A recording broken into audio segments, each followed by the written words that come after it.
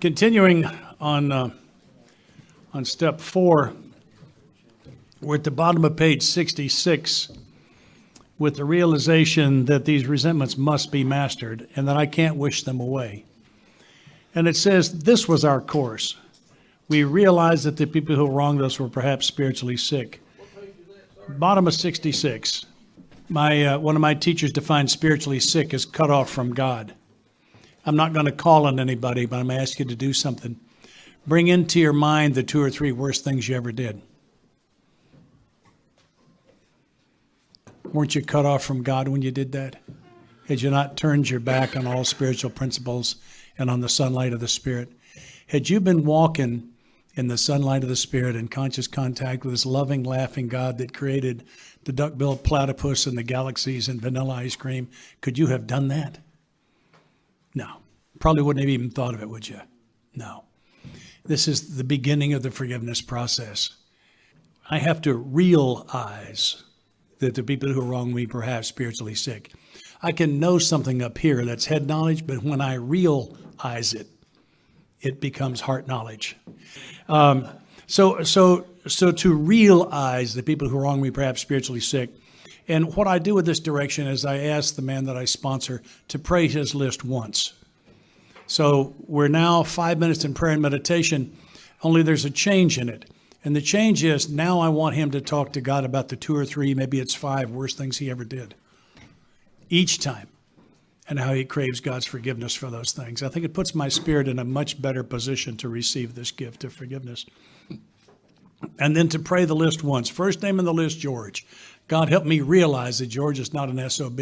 He was just spiritually sick when he did that to me. No detail when he did that to me. Second name in the list, Mary. God help me realize that Mary is not a rotten person. She was just spiritually sick when she did that to me. Part of what's going to happen through this process, part of what happened for me in it, one of the ones I had listed was high school football coach. And column 2, didn't play me as much as I deserved. Column 3, how did it affect me? Well, yeah, there's a couple of real obvious ones. Let me tell you, the guys on the first team were doing better with the girls than the guys on the bench were.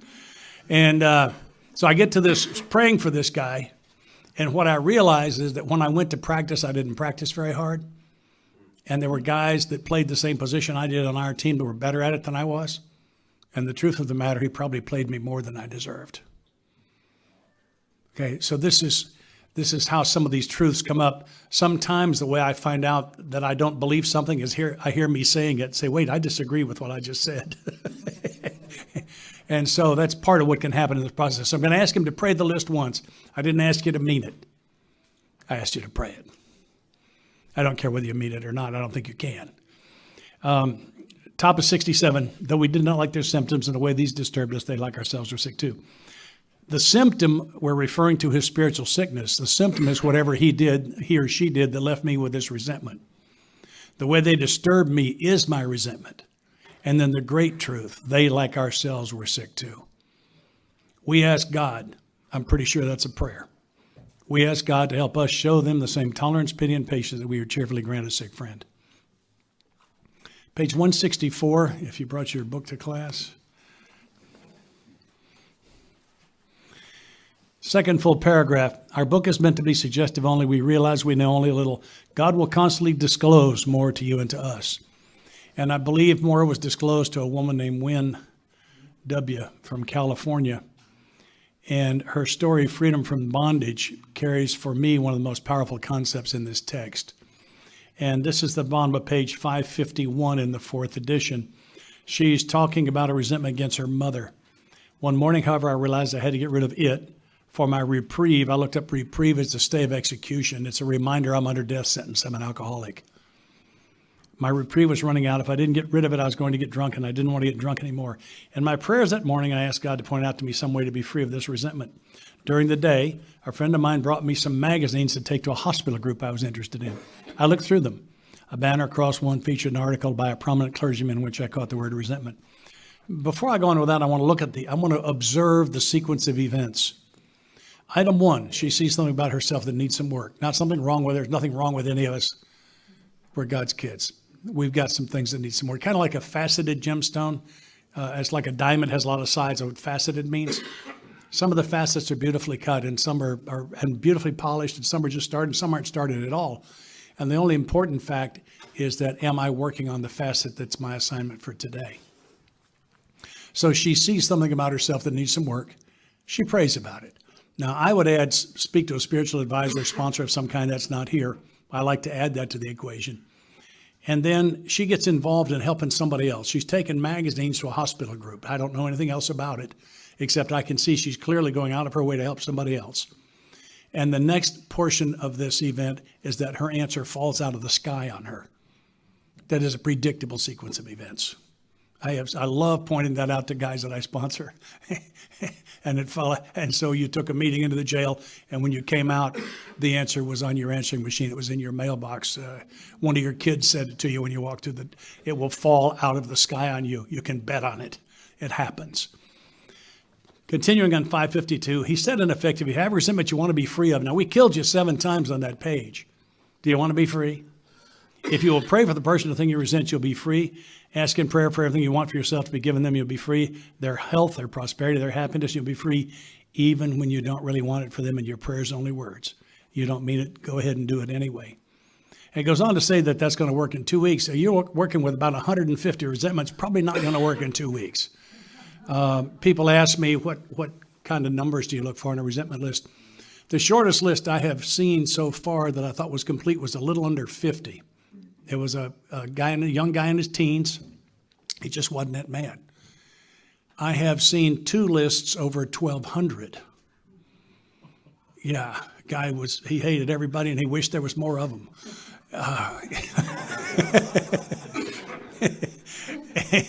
And I have watched both of the guys with 1,200 get completely free. I'll talk about that in a minute. Yeah. The average runs somewhere between 100.5 and 200.5. It's about what they usually run, somewhere in that neighborhood. And so back on page 67, I'm going to combine, because what I picked up back here was a prayer.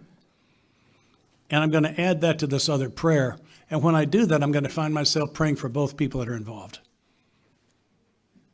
This first one, we ask God, I'm asking God to help me show them tolerance, pity, and patience. And the other prayer, I'm praying stuff for them. So I'm going to pray for both people involved. This is my take on this. To me, resentment is like ice around my heart.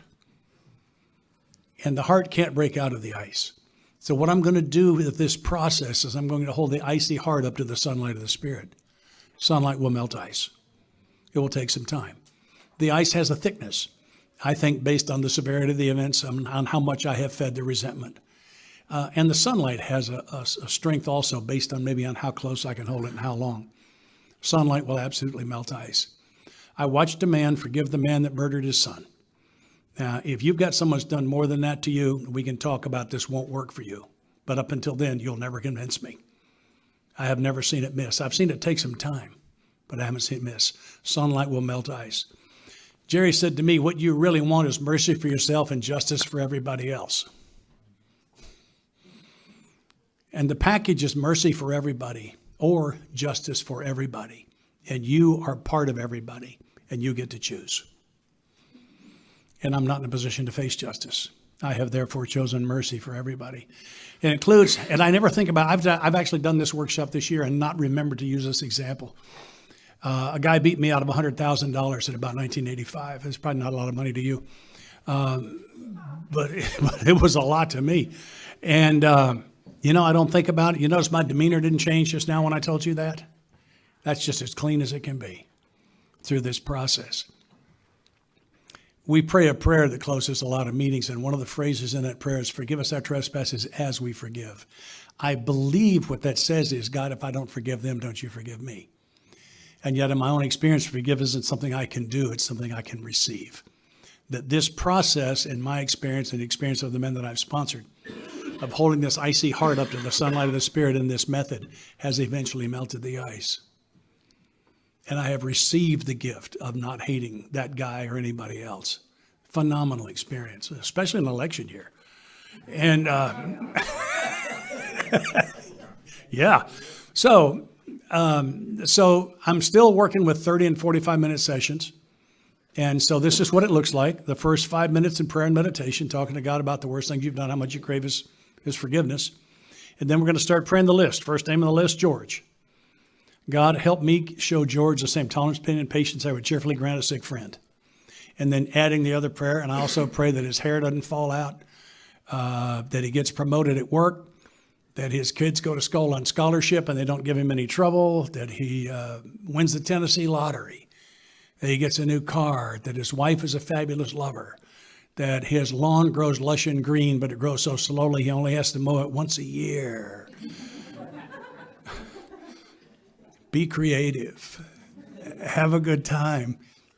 I didn't ask you to mean it. I asked you to pray it. And when you've finished, I have a single question. Do you mean it? It's a yes or no question. Not are you trying to mean it? Do you think your sponsor wants you to mean it? Does your heart smile and say, gee, I hope all that great stuff works for him? If the answer is no, go to the next name. Don't stay there. If the answer is yes, put a check mark by him and go to the next name. And when we get to the end of the list, we'll start over just doing the ones that aren't checked. And if I sponsor you, we'll do them until they're all checked. And I don't care how long this takes. This, for me, is slightly more important than life or death. If I don't forgive them, God, don't you forgive me. Just a little bit more important than life or death. And the process, in my experience, literally digs that poison out of my soul. And I find myself laughing. You ever notice people who've been through this process laugh all the dadgum time? You see them in meetings, they're grinning when nobody else. It's because everything just gets kind of funny. It just gets loose. And I think literally that we dig the poison out of my soul. And this is one of the biggest pieces of where that happens. Phenomenal experience. Several of my mentors got sober on the second edition. That story's not in the second edition. But I believe that God will constantly disclose more to you and to us. And I think that's what happened on this one. And I'm going down the bunny trail again. Acceptance does not have to include approval. We didn't ask you to approve of what they did. That's not what happened here. Did not ask for that. Most especially if you were abused as a child, let me tell you right now, that was wrong. That's always going to be wrong. Tears my heart out. No child deserves that, and you didn't either. And they were wrong, and that's evil, and you didn't deserve it.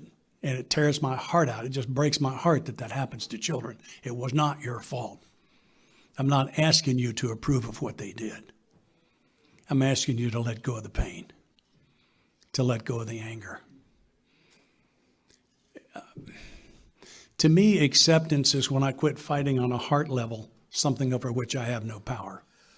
If I have power over it, then I need to get back in the game. But when it's something over which I have no power, acceptance is a state of spirit. I only get a certain amount of spiritual energy on any given day, and if I squander it on things over which I have no power, I will not have enough left for my own assignments this day. And that's been my experience with it. So we're going to stay in this process, and he's going to be praying this list 30 minutes or 45 minutes 3 times a week, just like we've been doing everything else. And I want him praying in the shower, when he's riding in his car, whenever you think about one of these people, I want him in prayer as much as humanly possible. And we're going to hold this icy heart up to the sunlight of the Spirit. The first guy that I sponsored that had over 1,200, which I told him to quit writing them. I said, that's going to be enough for this one. He prayed his list 2.5 times before he checked off the first name. And today he's clean, completely checked off. I have watched this process. I've watched it with myself. I've had the privilege of sponsoring a lot of men, and I've watched them get free. Because this is what new freedom is where that's not eating my soul anymore. And it frees me to become who I really am. So anybody got a question on this? I think it's the most important thing I have. No? Hi, thank you.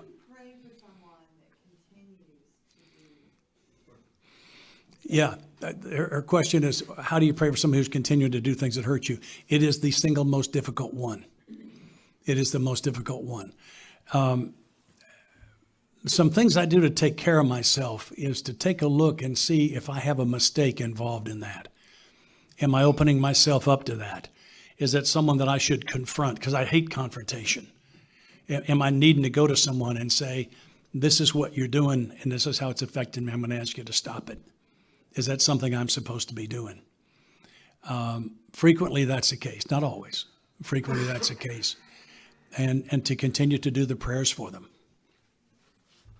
That's all I know to do, is to just keep praying for them, and to ask God, is there something else I'm supposed to be doing here? Does that person have a message for me? Is there a lesson I'm not getting? Which is, I hope to have time to talk about that. Maybe we'll be able to get to it. That's a great question. Thank you. And that's the most difficult one, is the two hardest ones to let go of are the ones where they're still doing it to me, and the ones when I was a child. Those are the hardest ones, and that's why I lean on that. That is so important to know. Not asking you to approve of it, and what they did was wrong. It's important stuff. Thank you. Anyone else? Darren J. What's the difference between resenting yourself and beating yourself up? Difference between resenting yourself and beating yourself up? I don't know. I know that beating me up is never the next right thing, no matter what I've just done, because it produces nothing good. It skips kind of ahead a little bit to step 10 here. Cover that's a great question, Darren. Thank you. On step 10, it says, continue to watch for selfishness, dishonesty, resentment, and fear. When these crop up, not if. We ask God at once to remove them, discuss them with someone immediately, and make amends quickly if we harmed anyone.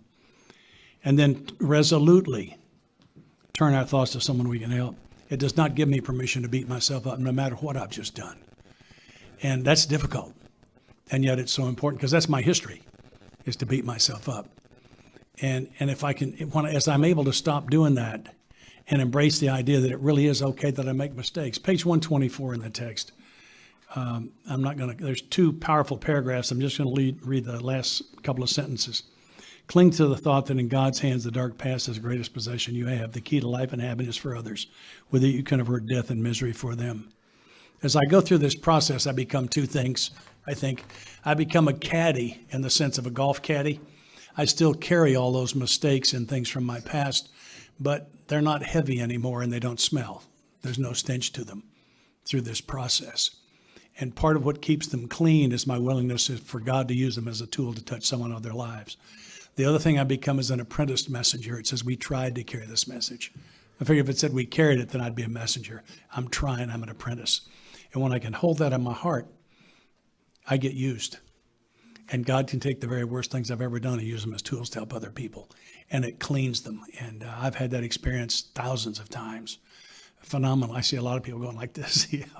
It's an amazing experience. Thank you. Yes, sir.